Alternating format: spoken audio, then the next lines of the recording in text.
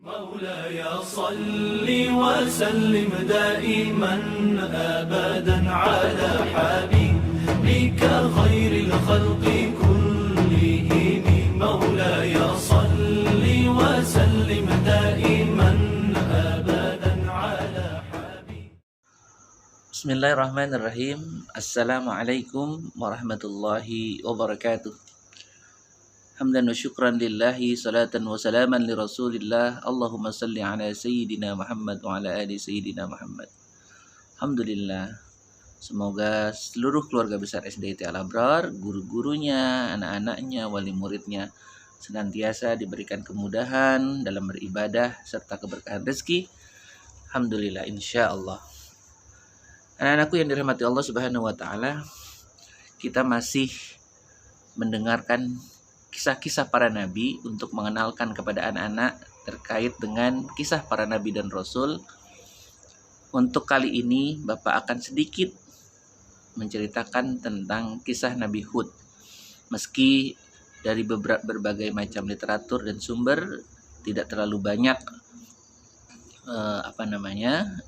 kisah yang diceritakan tentang Nabi Hud, paling tidak kita mengenal sedikit siapa Nabi Hud, siapa kaumnya, dan apa yang terjadi ketika Nabi Hud berdakwah kepada umatnya, yaitu kaum Ad. Anak-anakku yang dirahmati Allah Subhanahu wa taala, Nabi Hud merupakan cucu daripada Nabi Nuh alaihi salam. Nabi Hud diutus oleh Allah Subhanahu wa taala kepada kaum Ad, namanya kaum Ad. Kaum Ad ini adalah suku tertua yang ada di muka bumi, ya. Jadi dulu belum ada suku Padang, suku Palembang, ya, suku Sunda, tapi kaum Ad ini salah satu adalah suku tertua yang ada di muka bumi ini. Suku ini punya peradaban yang tinggi, ya. Pertaniannya bagus, hasil pertaniannya banyak. Kemudian ternaknya juga banyak sekali. Ya, mereka punya peradaban yang tinggi pada saat itu. Jadi kaum Ad ini semuanya kaya-kaya mereka. Hartanya banyak karena pertaniannya bagus, makanannya melimpah, hewan ternaknya bagus. Mereka kaya. Namun ternyata kekayaan yang mereka miliki tidak mampu membuat mereka untuk menyadari bahwa itu semua adalah nikmat dari Allah Subhanahu wa taala. Malah justru sebaliknya. Malah mereka menjadi kekayaan yang mereka miliki membuat mereka menjadi tamak, menjadi sombong. Mereka akhirnya membuat sebuah patung yang diberi nama Samud, kemudian Al-Hattar. Kemudian mereka buat patung tersebut dengan bagus dan indah, lalu kemudian mereka sembah. Nabi Hud alaihi salam terus berdakwah kepada mereka agar meninggalkan patung-patung tersebut, dan mereka kembali kepada Allah Subhanahu wa taala yang memberikan nikmat yang begitu banyak. Namun, apa yang terjadi? Mereka kaum Ad malah menyebut Nabi Hud sebagai orang gila, ya. Jadi orang gila. Itulah yang dikatakan kaum Ad kepada Nabi Hud alaihi salam.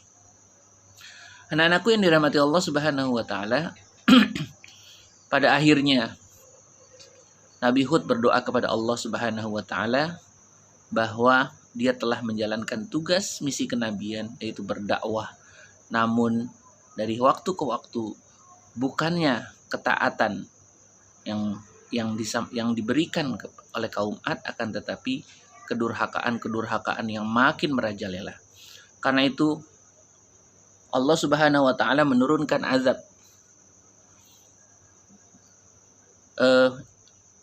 dengan berdua level.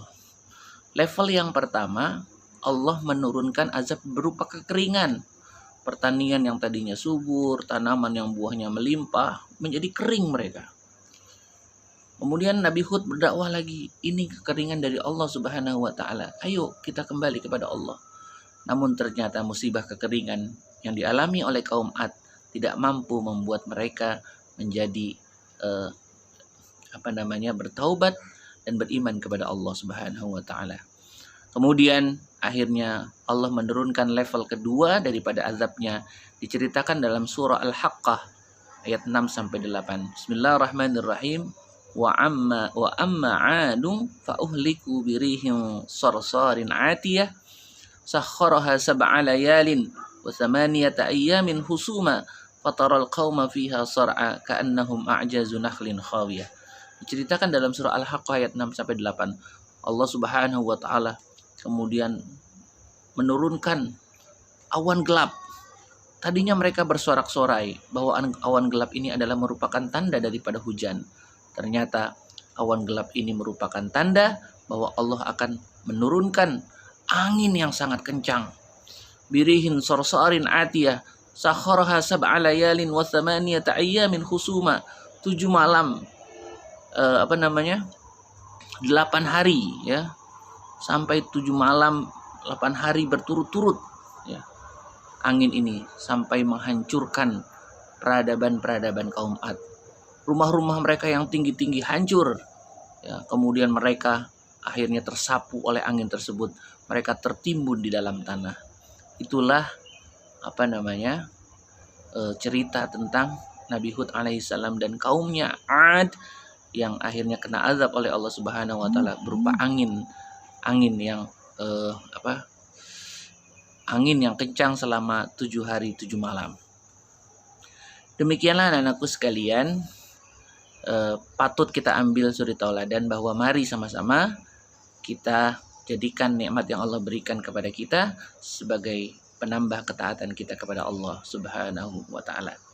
Anak-anakku sekalian, tugas kalian hari ini menceritakan kembali secara singkat cerita kisah Nabi Hud alaihissalam di buku kalian. Demikian, Assalamualaikum warahmatullahi wabarakatuh.